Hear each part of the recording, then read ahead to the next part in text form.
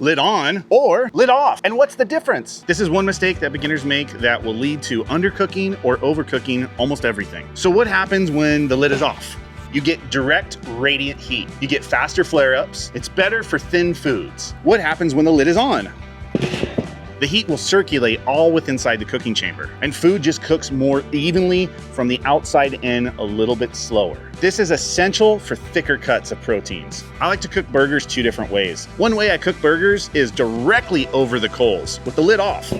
When I do this, it's a very active live fire. Flare-ups can happen all the time, so you have to be standing here and monitoring the cook all the time.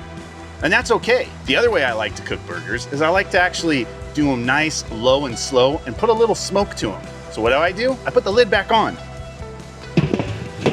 And if you watch my previous video, episode 3, direct or indirect cooking, I go into the difference of a direct or indirect cooking method. And when I put the lid on, I like to use an indirect cooking method. So I bank the coals to one side, and then I have my cooking area right here. It's my second zone. And what ends up happening is I put a couple wood chunks right over the coals, and then the hot air with the smoke comes over the protein, and I always have the vent on the opposing side of the heat source, and that hot smoky air exits out of the top vent right here.